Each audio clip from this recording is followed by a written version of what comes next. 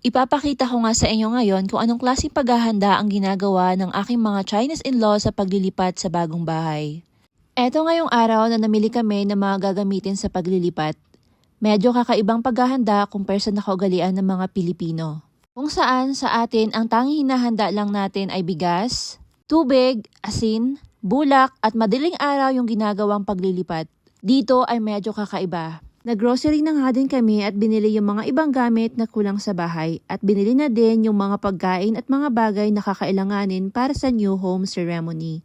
Katulad na nga lang nitong mga candies at itong mga whole grains. Madami talaga yung hinahanda nila kaya itong sister-in-law ko meron talaga siyang listahan para hindi niya makalimutan yung mga bibilhin.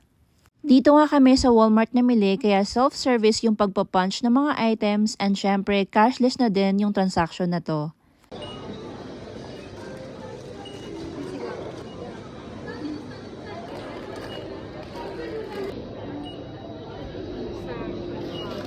Fast forward na nga tayo. Eto na nga yung araw ng paglilipat namin. Sa paglilipat nga dito, kinoconsider din yung oras. Tinatawag nilang auspicious time or favorable time.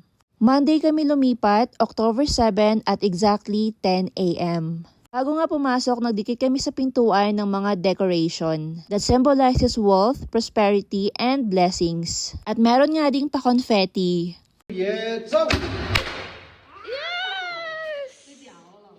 Welcome to our new home. Pero hindi po to sariling amin. Kasama lang po kaming lumipat.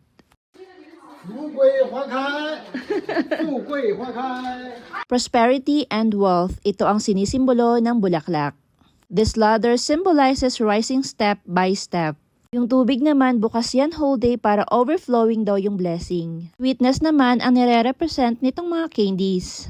Etong kahoy naman represents money or wealth.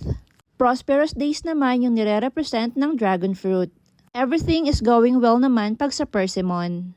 Good harvest naman yung nire-represent nitong mga whole grains. Dito naman sa mani represents good things are going to happen. Peace and safety naman pala yung nire-represent ng apple. Meron din pala baozi or steam buns. Nire-represent nun ay prosperity. Yung mga red paper cuts na nilalagay ng sister-in-law ko, ibig sabihin yan is blessings. Auspicious time, auspicious fruits, and auspicious things. Yan yung mga kailangang i-prepare bago lumipat sa new home. And hindi rin mawawala yung mga salo-salo. Kaya nagluto rin kami ng tangyen that symbolizes family togetherness and family harmony.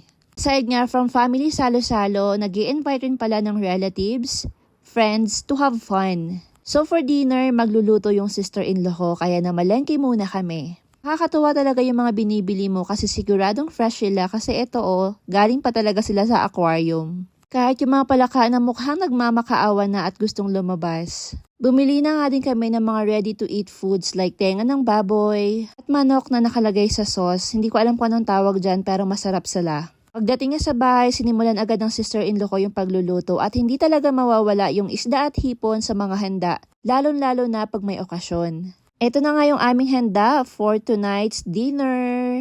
Yung karamihan dyan ay order na sa labas kasi alam niyo naman dito, hindi pwedeng 3 or 4 lang yung handa. Kailangan marami talaga, lalong-lalo na sa mga ganitong okasyon. May pa-wine din kasi in-invite nga ng sister-in-law ko yung mga friends niya. Nakakalasing pala yung wine kaya nag-taxi na lang kami pa uwi. Bumalik na muna kami sa lumang bahay kasi marami pang liligpitin.